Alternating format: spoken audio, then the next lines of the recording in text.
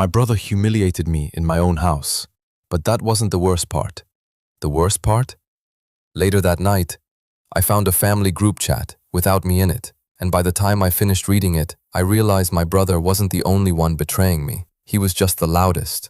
I told him to get out in front of everyone. He laughed in my face. I looked around the table, waiting for one person in my family to back me up. No one did. That was the moment something in me gave way. My name is Graham Mercer. I'm 38 years old, and until that night, I thought blood meant loyalty. I thought family meant if one person was carrying too much, the others would notice. I thought if you gave enough, forgave enough, showed up enough, people would eventually treat your heart like something worth protecting. I was wrong. I'd spent years being the reliable one.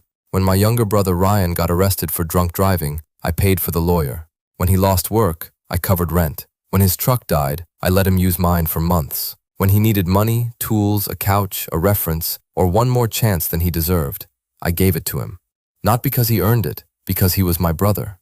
That's what I told myself anyway. But if one person keeps giving and everyone else keeps taking, eventually it stops being love. It becomes a system. Ryan had spent most of his life being the kind of man people excused before he even opened his mouth. He was charming in the lazy, reckless way some men are. Quick with a joke, quick with an apology, even quicker at making other people feel cruel for expecting too much from him. Growing up, there was always a phrase people used when it came to him. That's just Ryan. Teachers said it, girlfriends said it, my mother said it. I used to think that sentence was mercy. Later, I realized it was permission. By the time I bought my first real house, I had spent over a decade building my electrical contracting business one brutal week at a time. Long hours, ugly jobs, good money eventually. The house wasn't some mansion. It was just solid. Warm oak floors, big kitchen windows, a deep backyard. The first place I'd ever owned that didn't feel temporary. I was proud of it, quietly. So I invited the family over for a small housewarming dinner. My mother, Ryan, my aunt Denise, my cousin Leah, a few others drifting in and out. I grilled steaks, bought better bourbon than I usually would, opened the back doors, and told myself one good night in that house would make it feel like home. For the first hour, it almost did. My mother touched the kitchen counters like she was blessing them. Denise complimented the yard. Leah hugged me at the door and, "You did good, Gra." Even Ryan seemed almost normal at first. He came in loud but not hostile, opened the fridge without asking, made a joke about me becoming one of those men who owns matching serving bowls. People laughed. So did I. There are always warning signs before something breaks. The problem is, they never look dramatic enough in real time. They just look survivable. Dinner moved outside. Music was low. Weather was good. Plates clinked. Ryan had already had too much to drink by then. I could hear it in the way he stopped talking with people and started talking over them. Then Denise asked if he was still staying over on Grant. Ryan snorted and took a drink. "For now," he said, "unless Graham wants to start charging me emotional interest too." A few people laughed automatically. I looked up. "What does that mean?" Ryan leaned back and smiled like he was finally getting started. "It means nobody ever helps for free with you, man. You always keep score." The air changed. Not all at once, just enough. My mother lowered her fork. Leah went still. Denise suddenly found her plate fascinating. I kept my voice calm. "That's not true." Ryan laughed. "Come on, it kind of is. I should have let it go. I know that now. But there's a point in some humiliations where silence stops feeling noble and starts feeling like cooperation. So I said, 'Name one thing I've held over your head.' Ryan smiled wider. "That's the problem with you, Graham. You don't have to say it out loud. You just like people knowing you're the one who saved them." That landed because it found a bruise I already had. A part of me had wondered that before. Whether being needed had become too central to who I was. Whether helping had become part generosity, part identity. But Ryan wasn't trying to tell the truth. He was trying to weaponize something vulnerable in front of an audience. I said, "You're drunk." He shrugged. "And you're obsessed with being the good guy." Nobody moved. Nobody cut in. That was the first real crack. Not his tone, the room's permission. Ryan took another sip and looked around the table. "You know what's funny?" he said. "He buys one nice house and suddenly acts like he built some great life the rest of us should admire." Leah said quietly, "Ryan." But he kept going. "Everything with Graham is about being the dependable one, the mature one, The guy everybody's supposed to thank. My heartbeat climbed into my throat. Stop, I said. The table went still. Ryan looked at me like I had finally become entertaining. I'm serious, I said. Stop talking. He smiled. Or what? I stood up.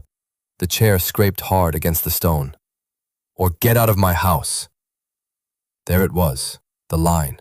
The moment I thought maybe, finally, the room would correct itself. That somebody would say enough. That my mother would tell her younger son to leave. That family would mean accountability for once, instead of endless accommodation. Ryan looked around the table. Then he laughed in my face. Not a nervous laugh, a real one, sharp, certain. You think owning a house means people actually want to stay, Graham? The table went dead silent. I looked at my mother. Her fingers tightened around the cloth napkin in her lap, but she still looked down. Leah stared into her wine glass. Denise said nothing. That hurt worse than anything Ryan said. I should have seen it coming, but I didn't. Ryan saw the silence, saw the hesitation, saw the room fail me in real time. And once he knew no one was going to stop him, he pushed harder. You know what you really are? He said. You're just a man who pays to feel important. That's it. You keep helping people because if you stop, there's nothing interesting left. That was when something in me gave way. Not because it was the cruelest thing anyone had ever said, because I had fought for the room and still lost it. I stood there for another second. Then I said quietly, "Get out." Ryan grabbed his drink, still smiling, and said, "Yeah, okay," like I was the one being dramatic. He walked back through my kitchen like he belonged there, and nobody moved fast enough to make it hurt less. That mattered too. I went upstairs alone, not because I was calm, because if I stayed down there one more second, I was going to say something I could never take back. I shut the bedroom door harder than I meant to and sat on the edge of the bed in the dark. Then I listened. Low voices downstairs. My mother saying Ryan had gone too far. A cabinet door opening, someone rinsing glasses, then Ryan laughing, still laughing. That was the sound that undid me. Not the insult, not the silence, the laugh, the certainty inside it. The confidence of a man who had been forgiven so often he no longer believed consequences were real. That should have been the end of it. It wasn't. For the first few minutes, I was furious. I paced, replayed the scene, imagined going downstairs and finishing it properly, thought of every sharper line too late. Then the anger burned itself out. What came after was worse. I sat on the floor with my back against the bed and looked around the room I had worked so hard to earn. My new house, my clean walls, my expensive quiet. And for the first time since I bought it, it felt empty in a way money couldn't touch. I kept telling myself Ryan betrayed me, but the truth was harder than that. He didn't break into my life. I kept handing him the key. That was when I realized the story wasn't just about his cruelty. It was also about my pattern, my blindness, my need to be the one who absorbs the damage and still calls it love. And then it got worse. A soft knock came at the door maybe half an hour later. Leah. When I opened it, she was standing there with her arms folded tightly across herself, like she was holding something in place. "I'm sorry," she said immediately. I nodded once. "Yeah." She looked down the hall before asking, "Can I come in?" I stepped aside. She stayed near the door at first. People who know they've failed you don't usually sit down too fast. "I should have told you sooner," she said. "Told me what?" She swallowed. "There's a family thread," she said. "A separate one, without you." Something in me went cold all over again. She handed me her phone. At the top were names I knew too well. Ryan, Mom, Aunt Denise, Leah, a couple of cousins. Not me. I started scrolling, and the world got quiet. Ryan. Graham's gotten weird since the house. Ryan. Keep him useful. Ryan. Just tell him you're in trouble and he folds. Works every time. Ryan. If anybody needs electrical work, ask now. That was enough. I didn't need more. 4 lines told me the whole story. I looked for my mother in the thread. She never defended me. She just told everyone to keep the peace. That was the moment something in me finally broke. I looked up at Leah. How long? Her eyes held mine. Longer than I want to admit. Then she said, "There's something else." I stared at her. What? She looked down before answering. Your mom knew more than she let on. Something inside me went completely still. Knew what? Leah swallowed hard. That Ryan kept borrowing. That he mocked you behind your back. That people timed favors around when you were most likely to say yes. I said nothing. She kept going, voice smaller now. A couple times she told us not to tell you because you were already carrying enough. But nobody stopped taking. That hurt in a different place. Ryan's cruelty was one thing. My mother helping hide it was another. Leah's eyes filled. She didn't create it, she said. But she kept choosing peace over truth.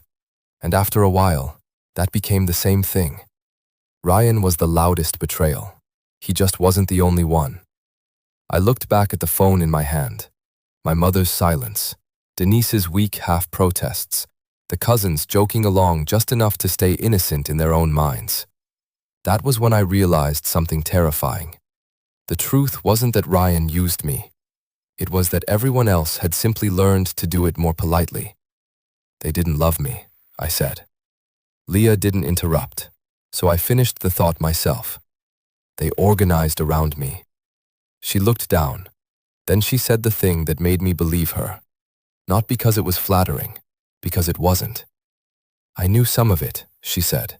Not all, but enough. I said nothing. She took a breath.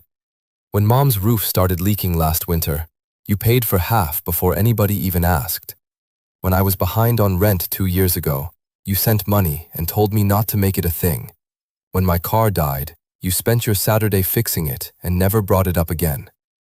Her voice shook slightly. I told myself I stayed quiet because Ryan makes everything ugly if you challenge him. But that wasn't the whole truth. Part of me stayed quiet because your help had become normal. I think all of us started treating your generosity like part of the family budget. That was brutal, because it was honest. Not clean honesty, not noble honesty. Real honesty. Leah looked at me and said, "You were the only one acting like love meant responsibility, and the rest of us got too comfortable turning that into access." That night, I stopped protecting people who never protected me. After she left, I locked the door and sat in the dark again. I didn't cry. I didn't punch a wall. I didn't text Ryan some long speech about loyalty, blood, betrayal, or everything he had cost me. I just sat there and let the truth finish arriving.